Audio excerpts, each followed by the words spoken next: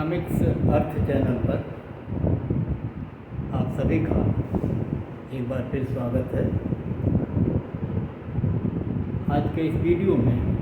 हम लोग अंतर्राष्ट्रीय व्यापार से संबंधित एक प्रश्न का उत्तर ढूंढने का प्रयास करेंगे और वो प्रश्न है कि दो देशों के मध्य व्यापार क्यों होता है और व्यापार होने के कारणों के संदर्भ में कई सारे सिद्धांत हैं। उसमें जो सबसे प्रारंभिक सिद्धांत है वो एडम स्मिथ द्वारा दिया हुआ है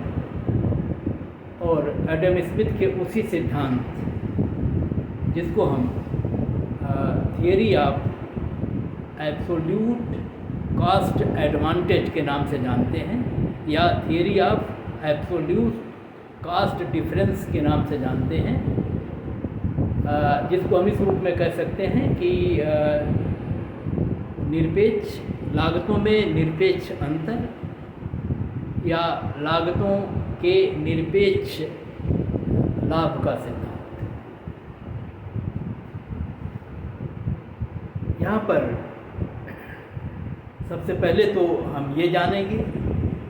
कि ये निरपेक्ष लागतें अंतर्राष्ट्रीय व्यापार के संदर्भ में क्या होती हैं और अगर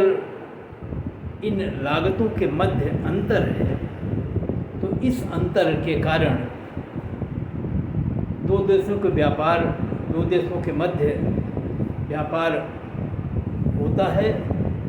और यदि होता है तो क्या इन देशों को व्यापार करने पर लाभ होता है और कहीं ऐसा भी तो नहीं होता कि दोनों दोस्त जब व्यापार करते हैं तो उन्हें लाभ भी होता है और अंतर्राष्ट्रीय स्तर पर इन दोनों देशों द्वारा जिन वस्तुओं का उत्पादन किया जाता है उनकी मात्रा भी बढ़ जाती है। तो एडम स्मिथ ने अपने इस सिद्धांत के माध्यम से यही दर्शाने का प्रयास किया है कि दो देशों के मध्य व्यापार तब होता है जब जिन वस्तुओं का वो व्यापार करते हैं उनमें इन देशों को लागतों में या निरपेक्ष लागतों में अंतर होता है। अर्थात एक देश जिस वस्तु का निर्यात करता दूसरे देश को, उस वस्तु की जो निरपेक्ष लागत है वो दूसरे देश की तुलना में इस देश में कम है। इसी प्रकार दूसरा देश जिससे ये पहला वाला देश वस्तुओं को आयात करता है, उस वस्तु के उत्पादन की जो लागत है उस देश में अपेक्षाकृत कम है और इनके कारण ही दो देशों के मध्य व्यापार होते हैं। यहाँ पहले हम कुछ मान्यताओं को समझ लें और ये मान्यताएं सामान्य तौर पर किसी भी जटिलता को कम करने के प्रयास के रूप में होती हैं ताकि आसानी से हम सिद्धांत को समझ सकें और सामान्यतया ये मान्यताएं जैसी उस परिस्थिति में या उन स्थितियों में जिन स्थितियों में व्यापार होता है उन स्थितियों में जैसी स्थितियां विद्यमान होती हैं व्यापार के संबंध में, उसको थोड़ा सरलीकृत रूप में हम मान्यता के रूप में स्वीकार करते हैं। तो यहाँ हम बता दें कि ये हमने पहले ही बताया कि ये अंतर्राष्ट्रीय व्यापार क्यों उत्पन्न होता है या अंतर्राष्ट्रीय व्यापार क्यों होता है, उनके कारणों की व्याख्या करता है ये सिद्धांत और ये प्राथमिक सिद्धांत है और इसी सिद्धांत का थोड़ा सा परिमार्जित रूप आगे चलकर हम रिकार्डो के विचारों को पढ़ेंगे, तो एडम स्मिथ और रिकार्डो दोनों लागतों में अंतर के आधार पर व्यापार के कारणों की व्याख्या करते हैं। और ये दोनों सिद्धांत क्लासिकल हैं, और रिकार्डो और एडम स्मिथ के इस विचारधारा को एडम स्मिथ या स्मिथ रिकार्डो थीसिस के रूप में भी हम स्वीकार करते हैं। अर्थात ये अंतर्राष्ट्रीय व्यापार का क्लासिकल सिद्धांत है, और जो एडम स्मिथ का विचार है उसी को थोड़ा और बेहतर ढंग से रिकार्डो ने इसे और प्रस्तुत किया, जो इसके आगे हम पढ़ेंगे आज। क्योंकि मूल रूप में रिकार्डो का सिद्धांत ही एक तरह से क्लासिकल सिद्धांत का सबसे परिमार्जित और परिष्कृत रूप माना जाता है, और क्योंकि उसको पढ़ने से पूर्व एडम स्मिथ के इस सिद्धांत को पढ़ना आवश्यक है, क्योंकि हमको तो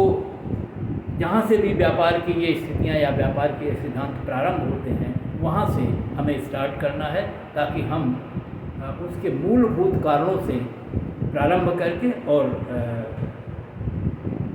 जितना भी डेवलपमेंट इस सिद्धांत के संदर्भ में हुआ है वहाँ तक हम पहुँचने का प्रयास करें। तो एडम स्मिथ और रिकार्डो दोनों ने कुछ मान्यताएं मानी हैं, उनको हम केवल आपको ध्यान दिला दें। पहला तो ये माना कि जो वस्तु के उत्पादन की लागतें हैं वो श्रम के रूप में व्यक्त की जाती हैं, और वो ये भी मान के चलते थे कि श्रम ही एकमात्र ऐसा साधन है जिसमें उत्पादकता होती है, और श्रम की मात्रा के आधार पर वस्तु के उत्पादन की लागत को व्यक्त किया जा सकता है। तो इस प्रकार से वस्तु के उत्पादन में की जो लागत है उसी लागत को हम श्रम इकाइयों के रूप में या श्रम घंटों के रूप में अभिव्यक्त करते हैं। तो जो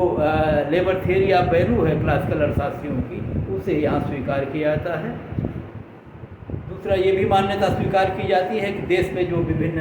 श्रम की इकाइयाँ हैं वो आपस में होमोजीनियस है, समरूप हैं, और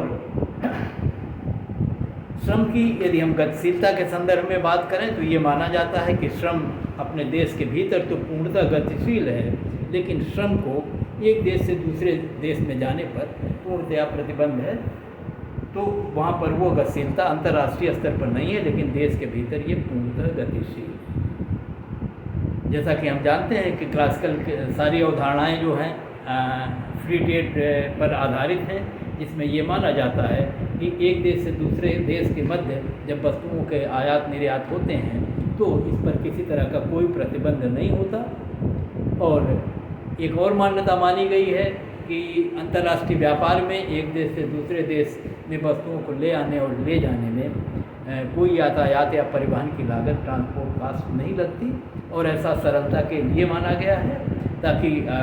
जो पेचीदगी उत्पन्न होगी वो अनावश्यक न उत्पन्न हो। और आगे हम देखेंगे कि उनको एक्सेप्ट कर लेने पर भी अगर लागतों को हम सम्मिलित कर लेते हैं तो भी सिद्धांत पर कोई अंतर नहीं है। इसी प्रकार से पूर्ण रोजगार और पूर्ण प्रतियोगिता की दशाओं को भी स्वीकार किया जाता है, और इसी प्रकार से ये भी माना जाता है कि उत्पादन में जो लागत की स्थितियां हैं वो कांस्टेंट रिटर्न्स टू स्केल की स्थितियां हैं, अर्थात लागत में स्थिर प्रतिफल के नियम लागू हैं, अर्थात उत्पादन की सभी इकाइयाँ एक ही लागत पर उत्पन्न की जाती हैं। तो इन मान्यताओं को स्वीकार करते हुए हम इस सिद्धांत या की व्याख्या कर सकते हैं। तो बीच बीच में हम उनका उल्लेख करते रहेंगे इन मान्यताओं का, और उसके आधार पर आगे की जो स्थितियां हैं उनका विश्लेषण करते हैं। यहाँ हम एक पहले उदाहरण लिखते हैं, और उस उदाहरण के माध्यम से हम आपको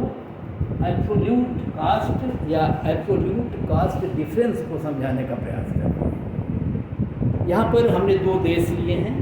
हाँ, मान्यताओं में ये भी माना गया कि टू कमोडिटी और टू कंट्री मॉडल है ये, अर्थात इसमें दो देशों को हम ले रहे हैं और दो वस्तुओं को ले रहे हैं, और इन्हीं दो वस्तुओं का ये दोनों देश आपस में परस्पर आयात निर्यात करते हैं।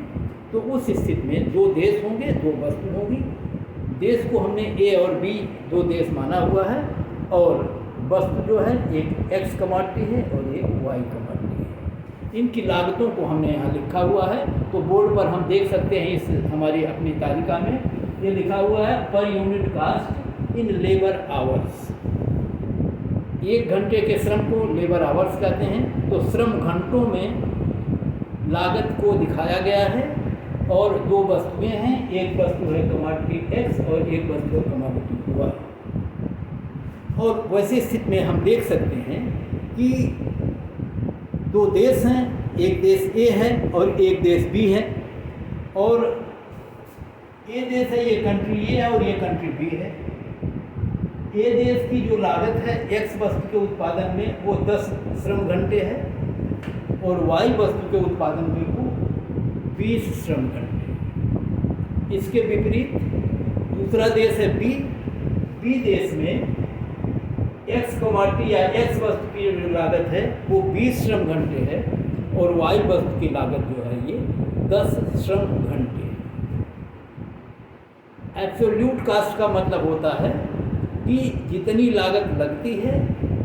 जिस रूप में है, हम उसको उसी रूप में बता रहे हैं। इसका मतलब है कि श्रम घंटों के रूप में अगर लागतों को दर्शाया गया है तो ये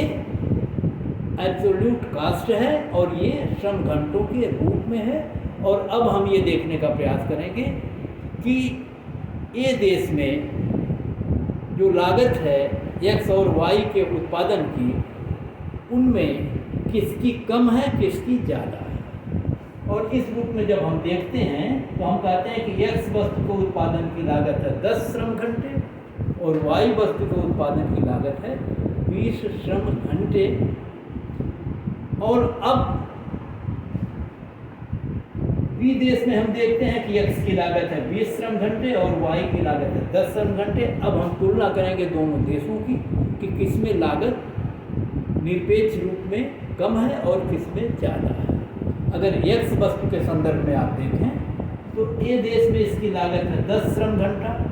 और बी देश में इसकी लागत है 20 श्रम घंटा। और अगर लागतों के बीच के हम डिफरेंस को देखें तो हम ये कहते हैं कि ए देश में एक्स वस्तु के उत्पादन की लागत कम है और बी देश में ज़्यादा है, और यही है एब्सोल्यूट डिफरेंस।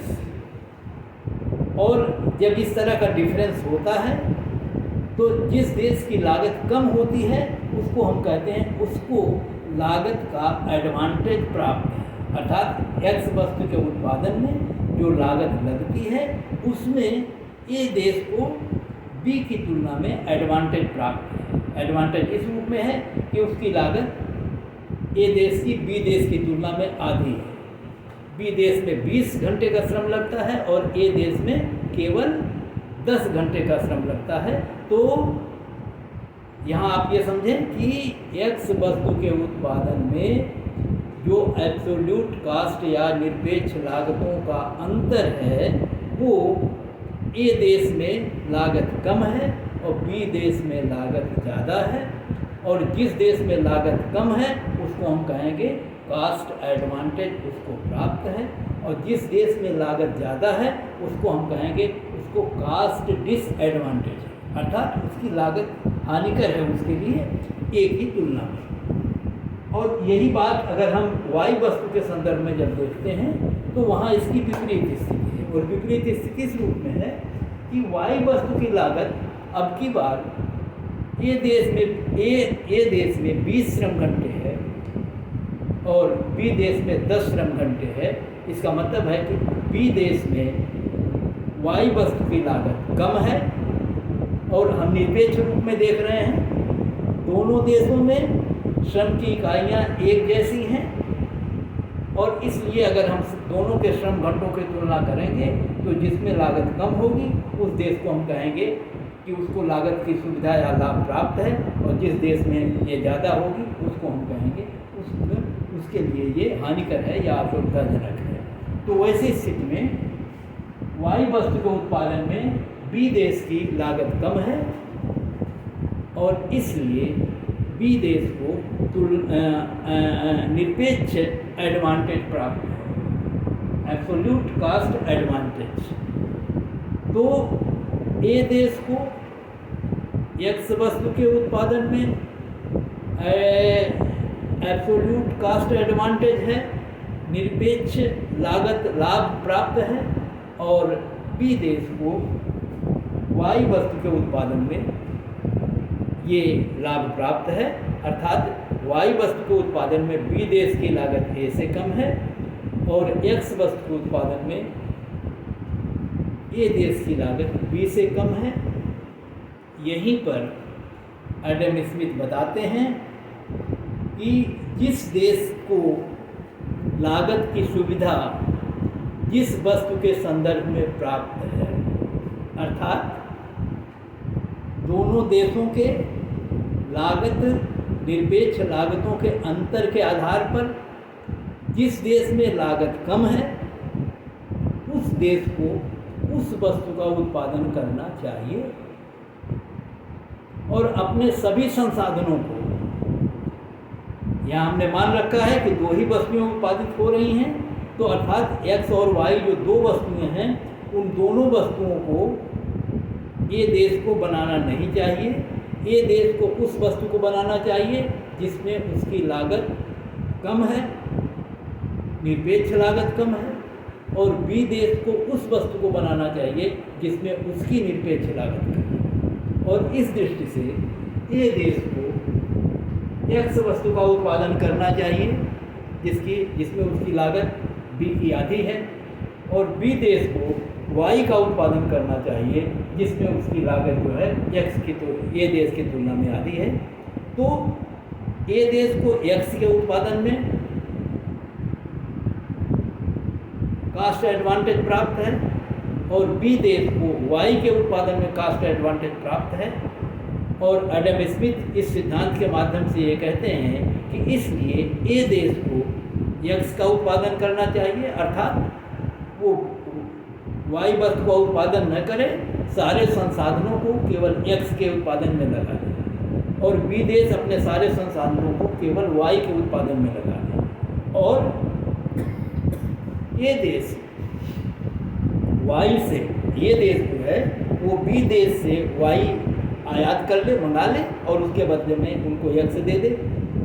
तो अर्थात ये देश एक्स का उत्पादन करे और निर्यात करे, और बी देश वाई का उत्पादन करें और निर्यात करें। और एडम स्मिथ कहते हैं कि यदि ऐसा करें तो इसके दो फायदे होंगे। एक तो फायदा होगा कि दोनों देशों को जब वो व्यापार करेंगे तो ज़्यादा वस्तुएं प्राप्त हो जाएंगी। अगर ये व्यापार न करते और दोनों वस्तुओं का उत्पादन दोनों देश करते तो उनको जो उत्पादन एक्स और वाई का मिलेगा वो कम होगा। और अगर व्यापार करें, केवल उसी वस्तु का उत्पादन करें जिसमें उनकी निरपेक्ष लागतें कम हैं, और दूसरी वस्तु जिसमें उन्हें एब्सोल्यूट डिसएडवांटेज प्राप्त है लागत के संदर्भ में, उनको वो दूसरे देशों से मंगा लें, उस देश से मंगा लें जहाँ उसकी लागतें निरपेक्ष लागतें कम हैं। और ऐसा यदि करेंगे तो जो अब उतने ही संसाधनों को लगाने से जो उन्हें कुल उत्पादन प्राप्त होगा व्यापार करने से, वो पहले से तुलना में ज़्यादा होगा, और इसलिए दोनों देशों को व्यापार करने से लाभ होगा। पहली बात तो ये। और दूसरी बात उन्होंने ये कहा कि दोनों देशों को तो लाभ होगा ही, साथ में दोनों देशों का जो कुल उत्पादन है, जब वो व्यापार न करते तो इनका कुल उत्पादन कम होगा, और जब वो व्यापार करेंगे तो कुल उत्पादन ज़्यादा होगा। अर्थात दोनों वस्तुओं का दोनों देश उत्पादन करें और व्यापार न करें तो जितना संसाधन लगा के एक्स और वाई का उत्पादन ए करेगा, जितना संसाधन लगा के एक्स और वाई का उत्पादन बी करेगा, और दोनों के उत्पादनों को जोड़ लें तो एक्स और वाई की कुल जितनी मात्रा दोनों देशों द्वारा उत्पादित की जाएगी वो कम होगी उस स्थिति की तुलना में जब ये देश उतने ही संसाधन से केवल X का उत्पादन करे और B देश उतने ही संसाधन से Y का उत्पादन करे। और ऐसी स्थिति में ये दोनों देश यदि उन वस्तुओं का उत्पादन करेंगे केवल जिनमें उनकी निरपेक्ष लागतें कम हैं या जिनमें लागतों के संदर्भ में उन्हें निरपेक्ष सुविधा प्राप्त है, तो दोनों देशों का कुल उत्पादन इस स्थिति में जब वो एक एक वस्तु का उत्पादन करेंगे उस वस्तु का उत्पादन करेंगे जिसमें उन्हें कुशलता प्राप्त है, जिनमें उनकी निरपेक्ष लागतें कम हैं, वैसी स्थिति में कुल दोनों देशों का उत्पादन भी बढ़ जाएगा। और यदि विश्व के सारे देश उन्हीं वस्तुओं का उत्पादन करें जिनमें उनकी निरपेक्ष लागतें कम हैं, तो अंतर्राष्ट्रीय व्यापार से इन सब देशों को तो लाभ ही होगा, साथ में पूरे विश्व स्तर पर जो कुल उत्पादन है वो पहले की तुलना में ज़्यादा होगा। और इसलिए अंतर्राष्ट्रीय व्यापार की हिमायत इस सिद्धांत के माध्यम से एडम स्मिथ ने की है। और वहीं पर ये भी कहा कि इस तरह के आयात निर्यात जब होंगे तो इसमें किसी तरह की कोई बाधा किसी देश द्वारा नहीं डाली जाएगी, अर्थात फ्री ट्रेड होगा, लेसेस फेयर की स्थिति होगी, अबंध व्यापार की स्थिति होगी जिसमें कोई सरकार व्यापार पर या एक दूसरे देशों के आयात और निर्यातों पर किसी तरह का प्रतिबंध नहीं लगाएगी। और यदि ऐसा हो तो सभी देशों को लाभ होगा और पूरे विश्व का उत्पादन भी ज़्यादा होगा। और मैं आपको अब इसी उदाहरण के आधार पर ये दिखाने का प्रयास करूँगा कि अगर दोनों देश व्यापार न करें तो उनके अपने देश में X के बदले कितनी Y मिलेगी या Y के बदले कितना X मिलेगा, और अगर ये व्यापार करें तब देखें कितना मिलेगा। इस आधार पर भी हम इसका विश्लेषण कर सकते हैं। और एक और दूसरा आधार भी हम ले सकते हैं कि साधनों की मात्रा को हम निश्चित कर लें कि दोनों देश इतना साधन लगा के दोनों वस्तुओं का उत्पादन कर रहे हैं, तब कुल उत्पादन कितना हो रहा है। और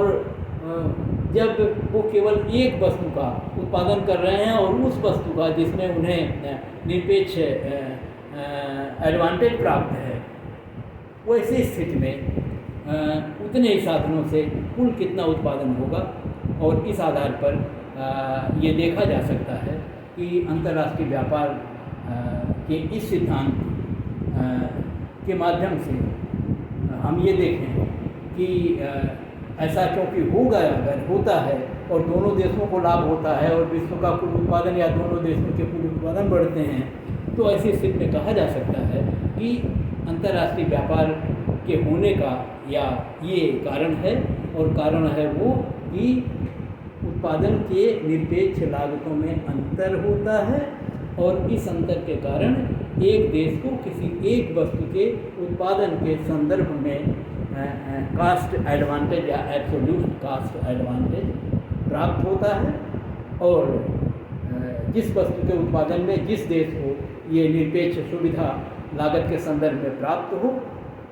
अगर सभी देश उन्हीं वस्तुओं का उत्पादन करें और दूसरी वस्तुओं को जिनके संदर्भ में उन्हें ये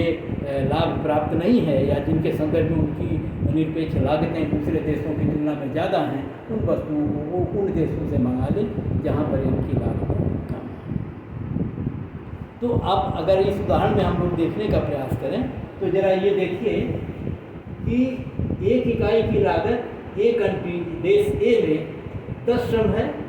और Y की 20 श्रम है। इसका मतलब 20 श्रमिक अगर हम लगाएंगे तो एक Y का उत्पादन होगा, और अगर 20 श्रमिक को हम X वस्तु के उत्पादन पर लगाएंगे तो 2X उत्पादन होगा। अर्थात समान लागत से जब उत्पादन करेंगे Y या X का, तो ए देश में 20 श्रमिकों से एक Y उत्पादित होगी और 20 श्रम घंटों से X की 2 इकाई प्राप्त होगी। इसका मतलब इस लागत की समानता के आधार पर जो देश के अंदर विनिमय की दर निर्धारित होगी वो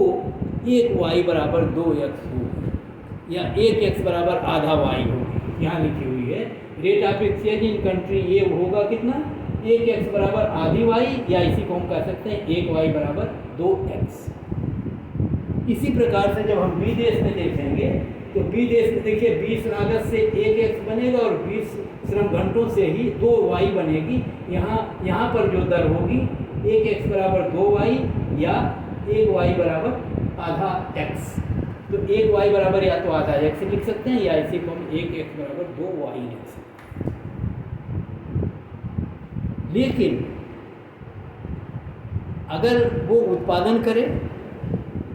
जैसे ए देश केवल x का उत्पादन करे क्योंकि x में उसकी लागत कम है, अगर ये अब दोनों वस्तुओं का उत्पादन करता तो अपने देश में एक x के बदले उसको आधी y मिलेगी। लेकिन अगर ये केवल x का उत्पादन करे और x को b देश में भेज दे और b देश में से x के बदले y प्राप्त करे, तो आप क्योंकि वहाँ देखिए विनिमय दर क्या है, 1x बराबर 2y मिलता है वहाँ पर, इसलिए उसको b देश में 1x के बदले में 2y मिलेगा, अपने देश में 1x के बदले में आधी y मिलेगा। इसका मतलब व्यापार करने पर 1x के बदले वो 2y पाएगा और व्यापार न करने पर 1x के बदले में आधी y पाएगा। इसका मतलब है कि जो 3/2y उसको एक्स्ट्रा मिलेगी, अर्थात 1.5y, एक सही 1/2y वो ज़्यादा पाएगा। आधी y अपने देश में मिलती है, दूसरे देश में 2y मिलेगी, इसलिए व्यापार करना उसके लिए हितकर होगा। और इसी तरह से अगर आप देखें b के संदर्भ में, तो b अगर हम ये कहें कि y का उत्पादन न कर, केवल x y दोनों को उत्पादन करें, तो वैसी स्थिति में उसको एक y के बराबर आधा x अपने देश में मिलेगा, क्योंकि x की लागत दुगनी है, तो आधी y पाएगा, वो आधा x पाएगा एक y के बदले में। लेकिन अगर वो केवल y का उत्पादन करे और y को x दूसरे देश a में भेज दे और वहाँ से x प्राप्त करे, तो वहाँ आप देख रहे हैं कि उसको एक y के बदले में 2x मिलेगा, अपने देश में एक y के बदले में आधा x मिलता है, तो इसको भी 1.5x का फायदा होगा। अर्थात व्यापार करने पर दोनों देशों को प्रति इकाई पहले की तुलना में अपने देश में व्यापार न करने की स्थिति में बहुत आधा इकाई मिलती है और व्यापार करने पर 2 इकाई मिलती है। इस प्रकार से दोनों देशों को व्यापार करने पर लाभ होता है और इस प्रकार अंतर्राष्ट्रीय स्तर पर दोनों देशों को लाभ मिलेगा। अब इसको दूसरी तरह से भी हम देख सकते हैं, जिसमें हम ये कह रहे हैं कि साधनों की एक निश्चित मात्रा से दोनों उत्पादन करें। और सरलता के लिए मैंने ये मान लिया कि मान लीजिए ये इसका भी उत्पादन करे और इसका भी उत्पादन करे, और मैं मान के चल रहा हूँ एक उदाहरण बस सरलतम रूप में कि 2x और 2y का उत्पादन दोनों करें अपनी लागत की दशाओं के अंतर्गत। तो जब देखिए 2x का उत्पादन करेगा तो 1x की लागत है 20 श्रम घंटे और 2 श्रम की लागत होगी 10 श्रम घंटे और 2 की लागत होगी 20 श्रम घंटे, और 1y की लागत है 20 श्रम घंटे, 2y की लागत होगी 40 श्रम घंटे। तो 2x बनाने में लगेगा 20 घंटे का श्रम और 2y बनाने में लगेगा 40 घंटे का श्रम, और 2x और 2y दोनों बनाएंगे तो 40 और 20 60 घंटे का श्रम लगेगा। अर्थात मैं कह रहा हूँ, यहाँ लिख रहा हूँ कि suppose A and B produce 2x + 2y,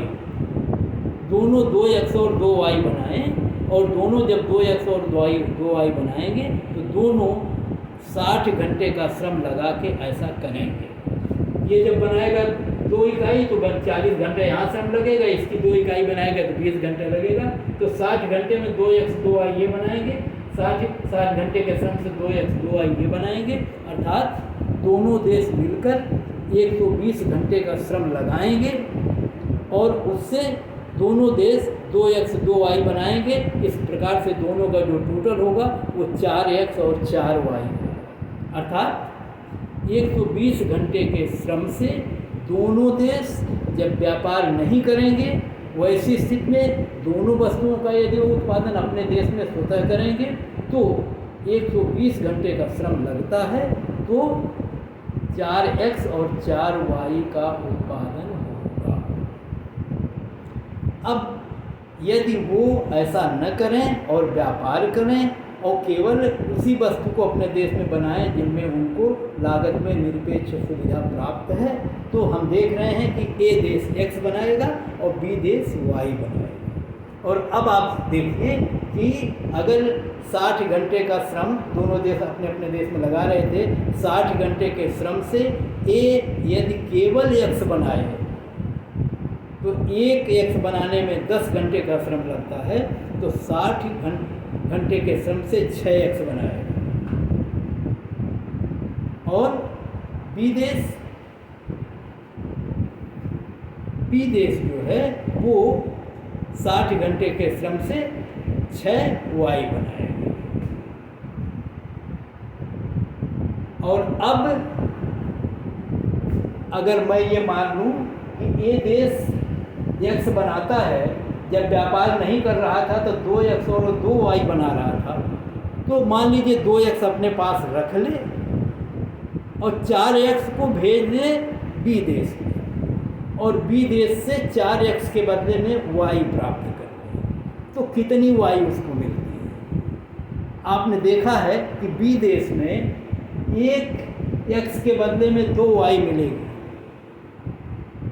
जो वहाँ का लागत की दशाएं हैं। तो ऐसी स्थिति में 6X में से 2X अपने पास रख लिया। तो लगभग तुलना करने के लिए मैं केवल देख रहा हूँ कि 2X से पहले भी लेता था, 2X अब भी ले लिया, और 4X जो बचा उसको भेज दिया बी देश में। और वहाँ से, क्योंकि वहाँ पर एक Y के बदले में, एक X के बदले में 2Y मिलती थी, तो 4X के बदले में उसको 8Y मिलेगी। तो अब वहाँ से 4X के बदले में वो 8Y प्राप्त कर लेगा। ध्यान रखिए, 6X का उत्पादन किया, 2X अपने पास रख लिया, 4X बी देश को भेज दिया, वहाँ से 8Y प्राप्त कर लिया। अब उसके पास हो गया 2X प्लस 8Y, और श्रम घंटा उतने लगा था 60 श्रम घंटे से। अब जब वो व्यापार करेगा तब उसके पास हो जाएगा 2X प्लस 8Y। इसी प्रकार से अगर बी देश अपने 60 घंटे के श्रम से केवल Y का उत्पादन करे तो 6Y बनाएगा, और 6Y में से 2Y अपने पास रख ले और 4Y X के यहाँ भेज के वहाँ से X प्राप्त कर ले, क्योंकि वो केवल X बना रहा है, ये केवल Y बना रहे हैं। और जब वो 4Y वहाँ भेजेगा तो ये देखिए, एक Y के बदले 2X मिलेगा उस देश में, वहाँ की विनिमय दर यही है। इसका मतलब है अब उसको 4Y के बदले में 8X मिल जाएगा। तो 2Y अपने पास रखा था, 4 भेजा था, तो अब उसके पास हो जाएगा 2Y और प्लस 8X। तो जब दोनों देश व्यापार करेंगे और व्यापार करने की स्थिति में ए देश X का उत्पादन करेगा और निर्यात करेगा, बी देश Y का उत्पादन और निर्यात करेगा, और ए X भेजकर Y प्राप्त करेगा B से, और B Y भेजकर X प्राप्त करेगा A से। और वैसी स्थिति में दोनों देश 60-60 घंटे का श्रम लगा करके ए देश पाएगा 2X प्लस 8Y और B देश पाएगा 2Y प्लस 8X। और अब इस प्रकार से ये स्थिति आप देखेंगे, 2X प्लस 8Y और 8X प्लस 2Y, और अगर Y जोड़ें और X जोड़ें तो अब इनके पास होगा 2X प्लस 8X बराबर 10X, 8Y और 2Y बराबर 10Y। अर्थात अब जो कुल प्राप्ति होगी इनकी, या जो कुल उत्पादन होगा, वो 6X का उत्पादन उसने किया और 6Y का उत्पादन उसने किया। इस तरह से ये XY के रूप में उत्पादन है, और हम केवल एक निश्चित लागत के आधार पर केवल 60 घंटे के श्रम से ये तुलना कर रहे हैं। वैसी स्थिति में हम ये पा रहे हैं कि जब वो उत्पादन करने के बाद व्यापार करें, जो व्यापार करने के बाद जो स्थितियाँ प्राप्त होंगी उनमें उनको मिलेगा 10X और 10Y व्यापार करने पर। और अगर ये व्यापार न करते और अपना अलग अलग उत्पादन करते तो 4X और 4Y का उत्पादन होता, और ऐसे स्थिति में दोनों देशों को व्यापार करने पर लाभ प्राप्त होगा, और दोनों देशों का कुल उत्पादन भी पहले की तुलना में बढ़ जाएगा। तो जहाँ पहले वो 2X और 2Y प्राप्त कर रहे थे, अब ये 2X और 8Y प्राप्त करेंगे। जहाँ 2Y और 2X प्राप्त कर रहे थे, अब वो 8x और 2y प्राप्त करेंगे तो दोनों का अपना पर्सनल लाभ भी व्यापार करने पर बढ़ जाएगा और जो दोनों देशों का कुल उत्पादन था 4x धन 4y अब वो बढ़ के 6x धन 6y हो जाएगा। तो इस प्रकार से इन दोनों देशों का को भी लाभ प्राप्त होगा। तो ये अंतर्राष्ट्रीय व्यापार से दोनों देशों का भी लाभ होगा और कुल उत्पादन में भी वृद्धि होगी। इसलिए एडम स्मिथ अपने इस सिद्धांत के माध्यम से ये प्रदर्शित करते हैं कि जो दो देशों के मध्य, क्योंकि जब लागतों में निरपेक्ष अंतर होगा और इस अंतर के आधार पर जिस देश को की लागत कम होगी उस वस्तु का उत्पादन वो करेगा और जिस वस्तु के उत्पादन में उसकी लागत ज़्यादा होगी वो दूसरे देश से प्राप्त करेगा जहाँ पर उसकी लागत कम है। तो ऐसे स्थिति में व्यापार करने पर दोनों देशों को भी लाभ होगा और दोनों देशों का जो कुल उत्पादन है वो भी इस स्थिति में ज़्यादा हो जाएगा जब वो उन वस्तुओं का उत्पादन करेंगे जिनमें उनकी निरपेक्ष लागतें कम हैं या जिनमें लागतों के संदर्भ में उनको निरपेक्ष सुविधा प्राप्त है, निरपेक्ष लाभ प्राप्त है। यहाँ पर हम ध्यान दिला दें कि इसी आधार पर ये बिल्कुल सही है कि लागतों में जब निरपेक्ष अंतर होगा वैसे स्थिति में दोनों देश अगर इस तरह से व्यापार करें तो दोनों देशों को लाभ होगा और कुल उत्पादन में भी वृद्धि होगी।